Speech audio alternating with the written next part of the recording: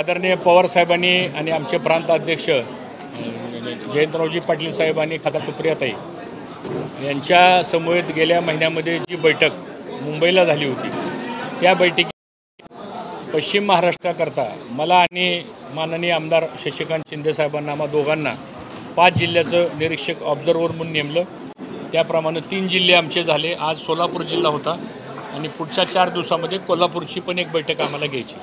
साधारणतः 4-5 विषयाकरता ही बैठक आम्ही होती आणि मला असं वाटतं ह्या बैठकीला या जिल्ह्यातले आमच्या पक्षाचे आमदार, खासदार, सगळे आजी माजी पदाधिकारी, पराभूत झाले तालुका अध्यक्ष, जिल्ह्याचे सगळे पदाधिकारी, हे सगळे प्रमुख कार्यकर्त्यांना आम्ही बोलवलं होतं आणि सगळे उपस्थित होते। यामध्ये 5 गोष्टीवर चर्चा झाली। एक, झालेल्या कालच्या विधानसभेच्या निवडणुकीच्या पराभवाची कारणं, आपण कुठं चुकलो, आपण कुठं कमी पडलो, त्याबद्दल पुढे काय व्यूहरचना करायची।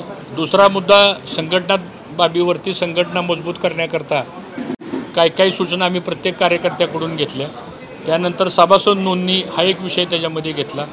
त्यानंतर सर्वसामान्य जनतेच्या समोर जे आता प्रश्न निर्माण झाले, प्रामुख्यानं शेतकऱ्यांच्या कर्जमाफीचा प्रश्न, महायुतीच्या सरकारच्या माध्यमातून कर्जमाफीचा विषय हा त्यांनी त्यांच्या जाहीरनाम्यामध्ये नमूद केला होता। तर त्या कर्जमाफीच्या संदर्भात कुठलाही ठोस निर्णय झाला नाही। लाडकी बहीण योजना, बऱ्याच महिलांची नावं ही विधानसभा झाल्यानंतर शासनानं वेगवेगळे कारणं सांगून ती नावं कमी करण्याची प्रक्रिया सुरू झालेली आहे। त्या महिलांचे प्रश्न आहेत।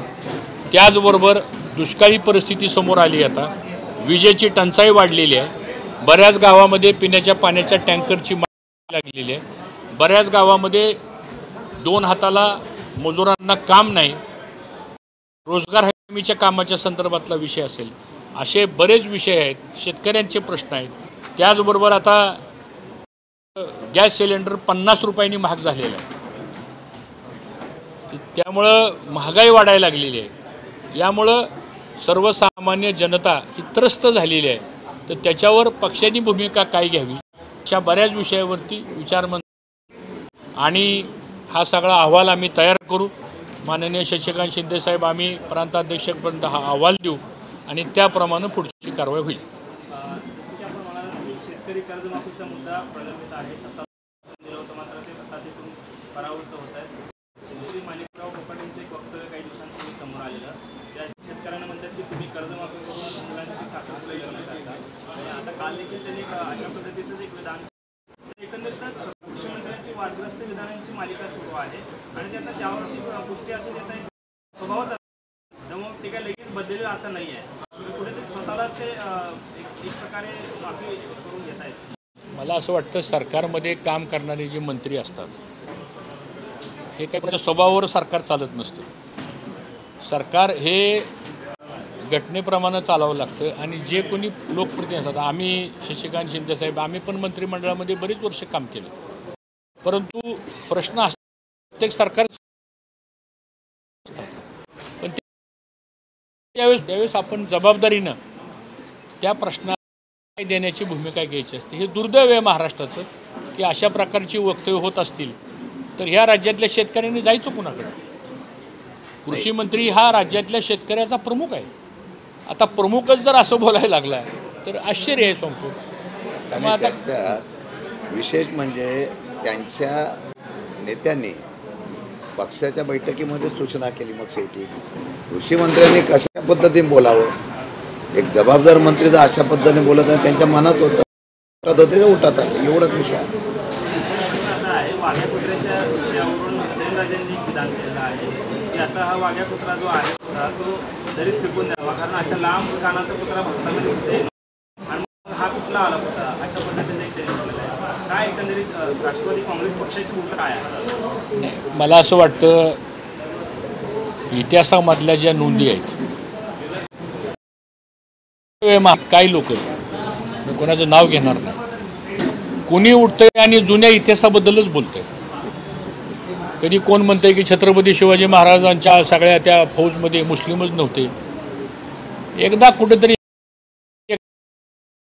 प्रत्येकाने त्याचं वाचन करावं आणि वाचन करून मग बोलावं, कारण इतिहासावर बोलण्यापेक्षा आता सध्या प्रेझेंटली काय चाललं इथं ह्याच्यावर जर अधिक लक्ष घातलं तर मला असं वाटतं चांगलं होईल ते. त्यामुळं आपापल्या सोयीने इतिहासाचे कोट्स केले जातात आणि त्यातून समाजामध्ये एक तेढ निर्माण होते. कारण म्हणजे ह्याला कुठंतरी आळा घातला पाहिजे. मला तर असं वाटतं माननीय मुख्यमंत्र्यांनीच बऱ्याच गोष्टीमध्ये त्यांनी आता कंट्रोल आणायला सुरुवात केलेली आहे.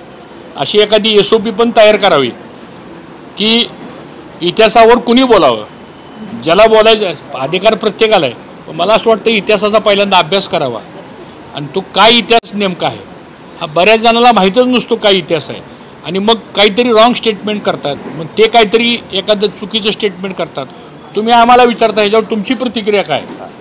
आता मुळात इतिहासाचा अभ्यास नसताना जर कोणी एखादं स्टेटमेंट केलं तर खरं त्यांना विचारायला पाहिजे की हे तुम्ही कशाच्या आधारे केलं. तुम्ही आम्हाला कोट दाखवा की हा जो कोट आहे इतिहासामधला तो दाखवा, आम्हाला रेफरन्सेस दाखवा. असं होत नाही. आणि मग कारण नसताना ज्यांनी कर्तृत्व संपन्न करून इतिहास घडवला आहे त्यांच्यावर अन्याय होतो ना त्यांच्या कर्तृत्वाला, असं माझं मत आहे.